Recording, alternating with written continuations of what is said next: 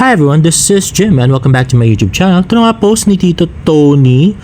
I believe sa FB nila kinuha to. Ayan na nga, kasama si Ate Gab, tsaka yung asawa niya, at tsaka si Baby Lucian and the pretty Miss Barbie Fortesa. Parang isang araw pa yan guys. At next naman, at hindi pa tapos yung story ng sightings ni Barbie Fortesa sa BGC. So ito nga yung sa Reddit kahapon. Nakita ko rin post siya sa BGC yesterday. Malabo mata ko pero nag-stand out siya. Haha. Naalala ko tuloy yung dumaan na girl sa SM malapit sa amin. Grabe, ang bango ng perfume niya. So nung pagdaan niya, napasabi ako, bango. Nang hindi sinasadya, napasmell lang siya. Buti hindi creepy yung naging tingin sa akin. Off topic. Alam ko mostly hate ng Twitter alts ang mga kapuso artists, pero they can make an exception pagdating kay Barbie Fortesa. Ano yung vibe at mukha niya? Mala Marian ba yung maliit na mukha? Kumikintab yung skin? Mga ganon? Di ko nakita si Marian in person, pero maliit yung mukha niya at kumikinang sa puti sa skin. Di talaga ako makamove on sa scent niya. Ngayon lang ako ulit nakaamoy ng ganon kabangong tao. Ano kaya perfume niya? Curious na tuloy ako. Fresh, clean, scent I can only think of a few things but can never be sure kasi di ako nakaamoy, haha. Oo, parang ganun. Very simple and fresh and refined yung scent. Not too sweet or floral or strong. Ganyan yung gusto kong pabango, yung naiiwan sa pag naglalakad. Gusto ko rin kung gaano kalambot ang buhok niya. At ito nga yung in-upload nilang picture ni Barbie Fortesa doon sa Reddit thread. Kaya lang nagtataka kami bakit nasa kusina siya. Hindi kaya part ng shoot niya doon sa isang pelikula? At sabi pa ng isa, parang no makeup pa dyan sa photo mo si Barbie. I think so, fresh na fresh. Describe mo yung pabango, vanilla, citrus, flowery. Clue naman At nag-tweet naman si Matthew na kapitbahay namin na nag-work sa condo sa BGC. Nagkwento, guest daw nila si Barbie kanina. Grabe, sobrang ganda daw po ni Barbie. Napapatulala lang po daw po siya. Sobrang bait din daw po ni Barbie. And another tweet from Matthew, chat ng asawa ko habang nasa work, nahiya daw siya kay Barbie magpa-picture pero nag-hi daw sa kanya. Sabi ko dapat nagpa-picture siya, mabait naman si Barang. Sino kasama? Siya lang mag-isa. Bakit? Anong ginawa? Nahiya ako magpa-pic. Haha, dapat nagpa-pic ka.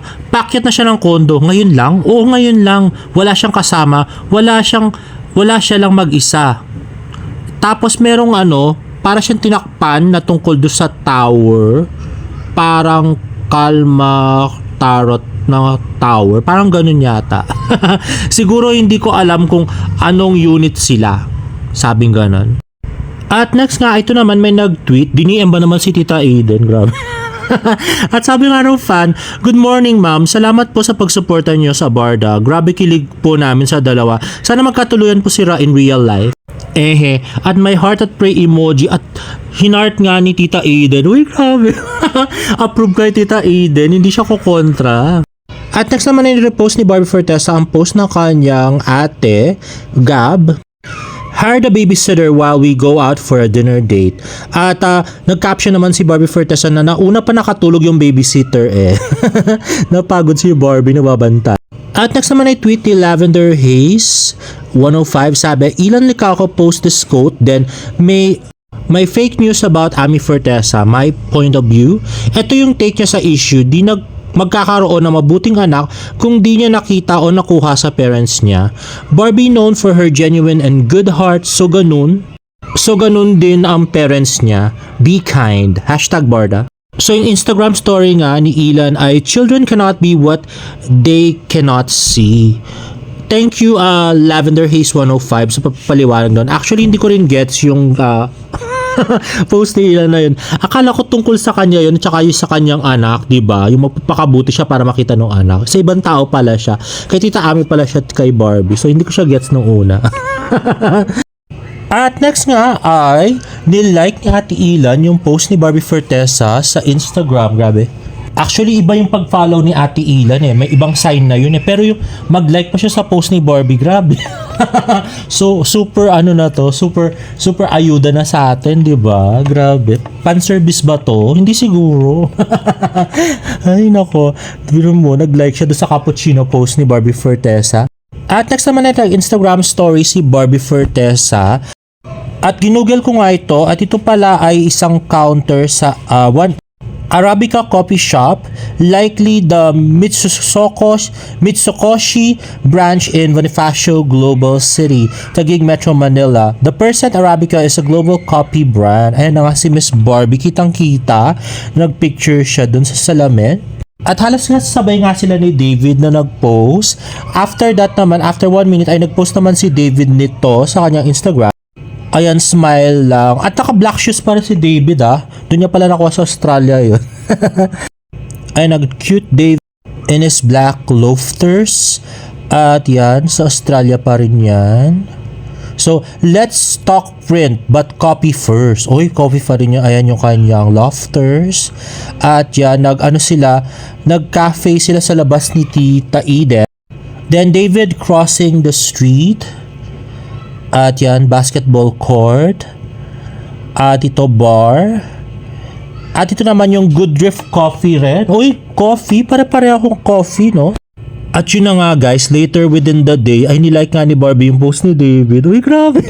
So si Ilan, nilike niya yung post ni Barbie 2 days ago. Tapos ngayon naman, si Barbie naman nilike niya yung post ni David. Grabe ng signs to, no? At ito nga, tweet ni Shallow Floretariat. Sabay na nag-post si Barbie at si David ng copy post. Tapos nilike ni Barbie ang post ni David Likay. Kayo linggo-linggo nagpapakilig kayo. Stop na, I cannot na. At ito naman, Instagram story ni Barbie Fortesa, back to work. At ito palagay nga namin ay ginawang notebook ni Barbie Fortesa yung kanyang mga script. Yung una, Beauty Empire. Yung pangalawa, Moments of Love. Pero yung pangatlo, hindi pa natin alam. Kasi yung Kontrabida Academy, tapos na yun So, hindi nyo na kailangan pag-aralan yung script. Ano kaya yun, no? At the next ay, merong games ulit at naglaro ulit yung kupunan ni David Licaco and he was playing earlier. Let's watch this. And that is our final score, 106-101, a 5-point win on the side of Chusarap. Going back to what we were talking, no, Josh, what Ayun na nga guys, so yung team ni David ay yung Chusarap.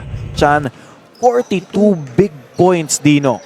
Coming out with an explosion here, itong si Peter Chan, showcasing the kind of player that he is on the offensive end, but not enough. And they now end up being 1-4 in this tournament. Difficult decisions have to be made if they're trying to come back and get a semi-final slot in this 34 and below BYD Valenzuela Cup. And our best player of the game, of course, sino pa ba? David Licauco, 29 points, 15 rebounds, 7 assists. Might have hit the showers 5 minutes early here in this game, but still, he commanded his team for this win. Yun nga lang, medyo nagtataka or nako-confuse itong Chusarap pag nawawala si David Licauco, but Ay wow, best player pa talaga si David. Galing. At saka tingnan mo yung biceps, tsaka mga braso. Very inspired ang ating napaka-cute na Ginoo. At next ay post ng Pep, David Licaco on how he earned 50 million in a year, Pep exclusives. Let's watch this. Negosyante ka rin. Sabi mo sa isang interview last year, kumita ka ng 50M. Dito yun. Teka, last year? Di ba this year lang yun? Kasi sobra ka pay opus yung interview. Paano naging last year yun?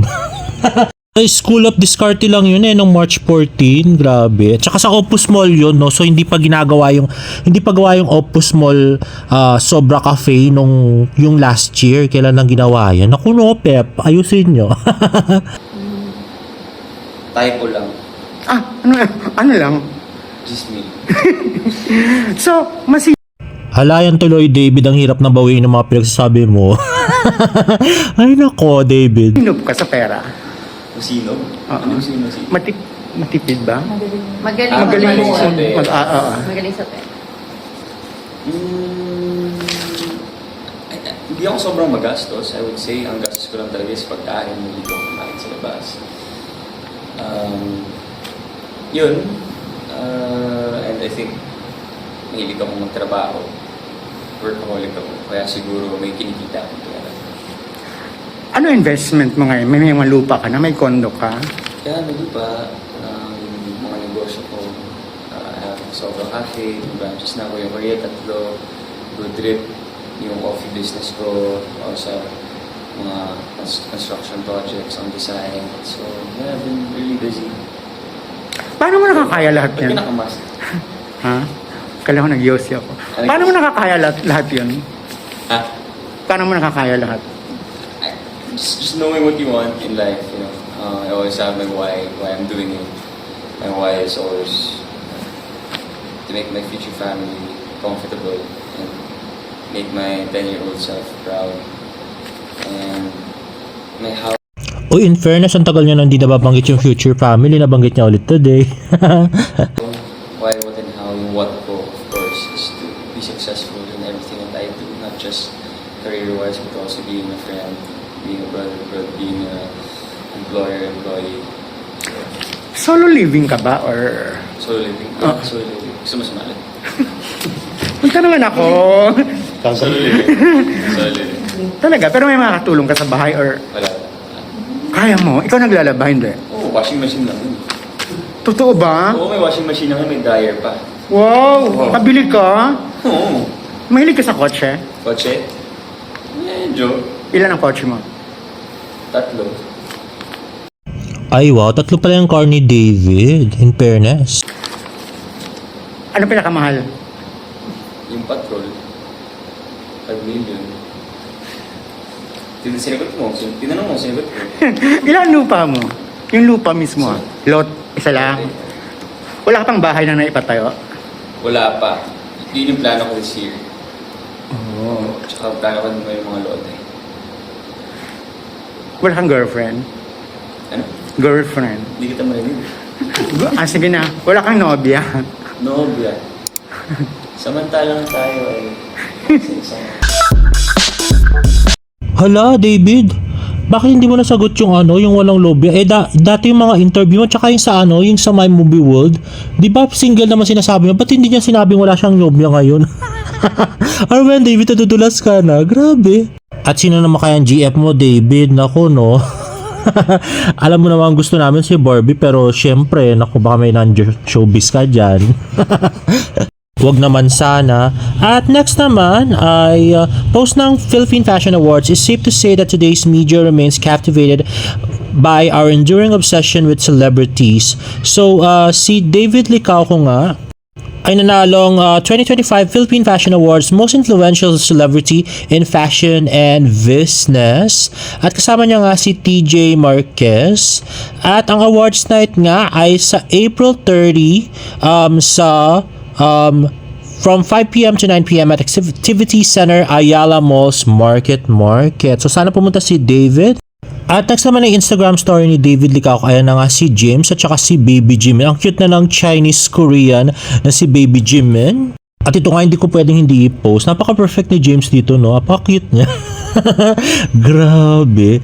And there you have it, guys. If you like this video, please give it a thumbs up and please subscribe to my YouTube channel for more Barda updates. See you in my next vlog. Bye!